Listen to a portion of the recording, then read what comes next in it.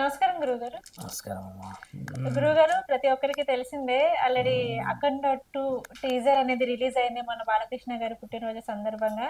అసలు ఆ టీజర్ చూసిన తర్వాత ప్రతి ఒక్కరికి ఏంటంటే అసలు చాలా బాగుంది, ఎప్పుడెప్పుడు మూవీ థియేటర్‌లోకి వస్తుందా అని చెప్పేసి వెయిట్ చేస్తున్నారు. అందులో ఒక డైలాగ్ కూడా ఉంది గురువుగారు.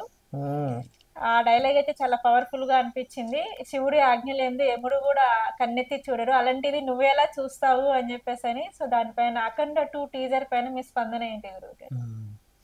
అంటే నాకు తెలిసి తెలుగు రాష్ట్రాల్లో మాట్లాడుతున్న ఒక సాధువు నేనే అవునవును. ఉండవచ్చు.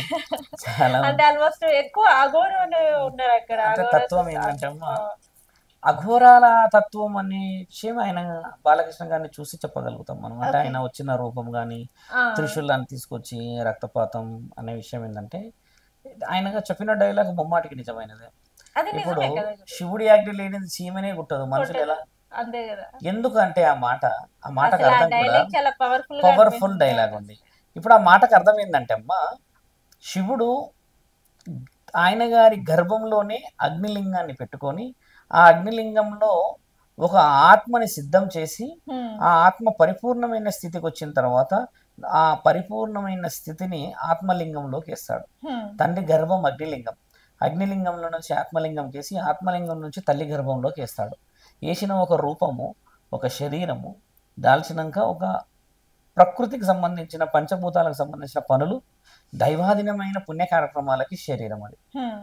అన్యాయంగా అరాచకంగా ఏదైనా చేస్తే తండ్రి కూడా తట్టుకోలేడు అనేది మీరు అన్న ఆ మాటకి అర్థం. ఎందుకంటే ఈ శరీరాలన్నీ ఆయన ఆధీనం. యముడు కూడా ఆయన అనుమతితోనే ప్రాణాలు తీయవలేను. ఎందుకంటే ఈ శివుడు మానవుడు, మనుషులు దేవుళ్ళు ఎంత సింపుల్గా ఉన్నాయంటే మనం వచ్చిందల్లా వాళ్ళ అంశం నుంచే, వాళ్ళ అంశం నుంచి వచ్చిన వంశాలు. కాబట్టి అఖండ లాంటి సినిమాలు చాలామంది ముందుకు తీసి ఇప్పుడు ఆ సినిమా చాలా అవసరం సొసైటీకి. ఎందుకంటే అన్యాయాన్ని సహించకుండా జరుగుతున్న విషయం అది. న్యాయమే గెలవాలి, ధర్మమే గెలవాలి అనడానికి త్రిశూల వ్యూహం చూసారా, అలా ఒక వ్యూహంలో వచ్చి తీసుకుంటూ ప్రాణాలు చేస్తున్నాడంటే అక్కడ ఉన్న వాళ్ళందరూ రాక్షసులే కావచ్చు, అక్కడ ఉన్న వాళ్ళు రాక్షస తత్వం ఉన్న మనుషులే కావచ్చు, వాళ్ళు స్త్రీలకు ఇబ్బంది పెట్టిండవచ్చును, ప్రకృతికి ఇబ్బంది పెట్టిండవచ్చును. అది తట్టుకోలేని పరిస్థితుల్లో ఒక కారణ జన్ముని ఒక కారణం చేత పరమాత్ముడు ఆ విధంగా సృష్టిస్తాడు. అంటే అంత శక్తియుక్తులని ఆయన చూయించారంటమ్మా. ఒకప్పుడు జరిగిన శాసనాలు ఇవన్నీ.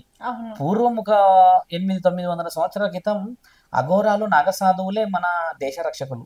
అప్పట్లో ఎవరికైనా ఏదైనా ఇబ్బంది, స్త్రీలకే కానీ కుటుంబాలకే కానీ ముఖ్యంగా మన గుడులు గోపురాలకే కానీ ఇబ్బంది జరిగితే తలలు తీసేసేవాళ్ళు వాళ్ళు. అఘోరా పురాణం ఉన్నది అంటే మీరు నమ్మరు. అఘోరా పురాణం ఇప్పుడు చలామణిలో లేదు. ఒకప్పుడు అఘోరా పురాణం ఉండే మన దగ్గర 18 ఒకప్పుడు కూడా మనం మాట్లాడాం. 18 పురాణాలు ముఖ్యమైన ఏమో 18 పురాణాలు, 18 ఏమో ఉప పురాణాలు. ఈ 18 36 పురాణాలు అయితే అమ్మ 37వ పురాణమే మన దగ్గర గరుడ పురాణాన్ని మించిన అఘోరా పురాణం. అఘోర పురాణం ఏమిటి గురువు గారు? అసలు దాని అర్థం ఏంటంటే గరుడ పురాణం వచ్చేసి ఆత్మలకి శిక్షలు ఎలా వేయాలి అని రాసింది కదా, మనుషులకి శిక్ష ఎలా వేయాలో రాసిన పురాణమే అఘోరా పురాణం. మనం మాట్లాడవచ్చు. ఇప్పుడు అది అవసరమేమో బహుశా, ఎందుకంటే ఆడపిల్లల మీద ఎన్ని జరుగుతున్నాయి, కుటుంబాల విషయాలు ఎన్ని జరుగుతున్నాయి, ఆస్తుల గురించి ఎన్ని జరుగుతున్నాయి, అసలు అర్థం పర్థం లేని విషయాలు ఎన్ని జరుగుతున్నాయి, శాస్త్రీయత ఎక్కడ లోపించింది, మన సాంఘికత్వం ఎంత లోపిస్తూ ఉంది. కాబట్టి అఖండ అన్న మాట కంటే ముందు ఇక్కడ మీరు కూడా అఖండలాగా ఉండాలి. ఆడపిల్లలు అఖండలు కావాలి, సమాజం అఖండలు కావాలి, ఈ లోకమంతా అఖండలు కావాలి. అప్పుడు ఏమవుతుంది, మనల్ని ఎవరన్నా ఏదన్నా ఆలోచన చెయ్యాలన్నా కూడా అక్కడ అఖండ లాంటి ఆలోచనలు ఉన్నారు అన్న భయం అందరికీ కలగాలి. ఇది ఎంత గొప్ప సినిమా అని నేను అనుకుంటున్నాను. సాధువుల విషయం తీశారు. ఒక వ్యక్తి అడుగుతున్నాడు, సాధువులు అలా చేయొచ్చునా స్వామి అని అంటున్నారు. మరి ఎంతసేపు సాధువులు ముని కలశం అంటే తెలుసు కదమ్మా, సాధువుల దగ్గర ముని కలశం ఉంటుంది. ఇలాగా కలశం పట్టుకొని బాగా 2 గడ్డం వేసేసుకొని చేతిలో ఇది కూర్చొని జట ఇలా పెట్టుకొని కూర్చొని ఆ ముని కలశం పెట్టుకొని ఒక చెట్టు కింద కూర్చుంటారు, కళ్ళు మూసుకొనే ఉంటారు. మరి వాళ్ళు కళ్ళు మూసుకున్నంత వరకు ఇప్పటి వరకు జరిగిన శాసనాలంతా కళ్ళు మూసుకున్న వాళ్ళంతా ఋషులు, సాధువులు కాదు.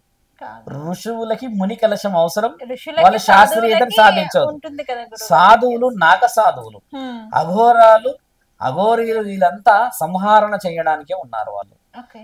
జగద్గురు ఆదిశంకరాచార్యులు ఆపకపోయినుంటే ఇప్పటికీ వాళ్ళే చలామణిలో ఉండేవాళ్ళు. ఎందుకంటే జగద్గురు ఆదిశంకరాచార్యులు చెప్పారు, మారణ హోమం చేస్తూ తలలు తీసుకుంటూ పోతే రానున్న భవిష్యత్తు రక్తపాతాలే అవుతాయి. అంటే పిల్లల భవిష్యత్తే కానీ, రానున్న కుటుంబాల భవిష్యత్తే కానీ రక్తపాతం కాకూడదు. శాంతియుతముగా కూడా మనం దేశ రక్షణ చేయవచ్చును. అంటే వాళ్ళు అడిగారు, మీరే మాకు ఆయుధాన్ని ఇచ్చి మీరే మమ్మల్ని ఇలా కానియకూడదు అని అంటే దత్తాత్రేయుడు ఇస్తాడు త్రిశూలం వీళ్ళందరికీ. ఎందుకు ఇచ్చాడు దత్తాత్రేయుడు అంటమ్మా, మన ఆడపిల్లలని ఎత్తుకుపోతుంటారు వేరే దేశస్తులు వచ్చి, గుడులు గోపురాలు ధ్వంసం చేసింది కాక ఇక్కడ వీళ్ళకి ఏమీ తీసుకుపోయినా తరగని సంపద ఉంది అని, అసలైన సంపద వీళ్ళ యొక్క ఆడపిల్లలు అని ఆ ఆడపిల్లలని ఎత్తుకుపోయినప్పుడు దిగిన వీరులమ్మ అఘోరాలు నాగసాధువులు. తలలు పెకలించేసి హరహర మహాదేవ్ అనేవాళ్ళు. 10,000 మందిని 5,000 మంది నాగసాధువులు తరిమి తరిమి కొట్టారంటే నమ్మరు మీరు. అది ఇప్పుడు ఏ శతాబ్దం తెలుసా అమ్మా? 18వ శతాబ్దం, జరిగి 100 సంవత్సరాలే అయింది. 100 సంవత్సరాల క్రితం వరకు కూడా వాళ్ళు ఉన్నారు ఇక్కడ. తర్వాత పోలీస్ ప్రొటెక్షన్స్ వచ్చాయి, తర్వాత ఎన్విరాన్మెంట్స్ మారాయి, డెవలప్మెంట్స్ కొన్ని ఈ సెక్యూరిటీస్ రావడం చేత వెనక్కి జరిగారు. ఇప్పటికీ బతికే ఉన్నారుగా. మొన్న మహాకుంభమేళలో ఒక్కొక్కటి చేతిలో ఎలా ఉంది ఆయుధాలు చూసారుగా, మామూలు ఆయుధాలు కాదు. వాళ్ళ దగ్గరికి పోవడానికి భయపడిపోతున్నారు.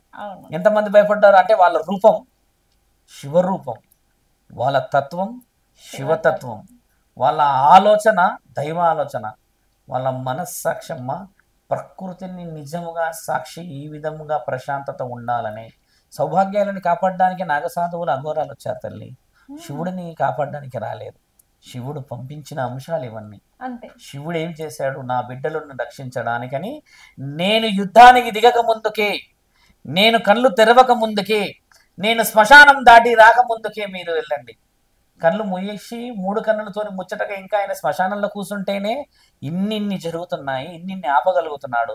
కాదు కుదరదు అని కళ్ళు తెరిచి నా తండ్రి త్రిశూలం తీసుకొని ఒక్కసారి బసవా అని బయలుదేరిండే అనుకోండి, 3 కన్నులు ఉన్నాడు చూసే చూపే వేరుంటదమ్మా. ఆయన ఈ చూపుతోనే నువ్వు ఇన్ని చేయగలుగుతున్నావు. ఆయన ఇలా ఉంటది, కన్ను కూడా పైకి ఉంటది. అంటే నీకంటే దృష్టి వేరేలా చూడగలను నేను అని రుజువు అది. అంటే ఆయన వ్యూహం. సృష్టికే ఇంత శక్తి ఉంది తల్లి. సృష్టి స్థితి గతిని నిర్ణయించిన ఆ శక్తికి ఎంత శక్తి ఉంటుందో మీరు ఆలోచించండి. కాబట్టి మహాముఖంటి కళ్ళు తెరవకూడదని మా ఆలోచన, శ్మశానం నుంచి బయటికి రానియకూడదని నా ఆలోచన. ఆయన చాలా చాలా కోపిష్టి. శివుడు చాలా కోపిష్టి. ఆయనకు కోపం వచ్చిందంటే వదిలిపెట్టాడు. ఇప్పుడు ఎన్నో జరిగినాయి, ఎందరో తలలు తీశాడు. మహాముఖంటి 3 యుద్ధాలు చేశాడు. 3 యుద్ధాలు చేశాడు మహాముఖంటి. మన శాస్త్రంలో కూడా రాసుంది. త్రిపురాసులని వధించింది శివుడే. త్రిపురాసులది నేను శివరాత్రి సమయం వచ్చినప్పుడు చెప్తాను. అలా పరమశివుడు చేసిన వ్యూహమే ఈ సినిమా అనుకోవచ్చు. ఎందుకంటే ఇప్పుడు ఈ జనరేషన్స్ లో ఆ సినిమాలు అవసరం అమ్మా. అఖండ లాంటి సినిమాలు రాకపోతే సాధువులకి గౌరవము, సాధువులకి విలువ ఎలా రావాలి? ఇప్పుడు బాలకృష్ణ గారు అందులో ఎంత వైవిధ్యముగా జీవించారు. ఇప్పుడు ఆ విధంగా వచ్చారంటే ఆయన అనుభవం చాలా అవసరమైంది అక్కడ. అందరి వల్ల అవునా, అందరి వల్ల అది వచ్చిన మొదటి సినిమాలో కూడా ఎంత వైవిధ్యంగా చూపించారంటే బాగా గమనించి చూడండి. కుటుంబాలని కాపాడుకోవడానికి పరమాత్ముడు ఎన్నో విధాలుగా వస్తున్నాడు అని మనం తెలుసుకోవాల్సినది. అదొక సినిమాలాగా చూడకుండా ఒక ఆధ్యాత్మిక శక్తిలాగా చూస్తే నిజంగా భారతదేశం అంతా అఖండ భూమండలం కావాలి. ఇలాంటి అఖండలు ఇంకా రావాలని కోరుతున్నామమ్మా. నమః శివాయ నమః.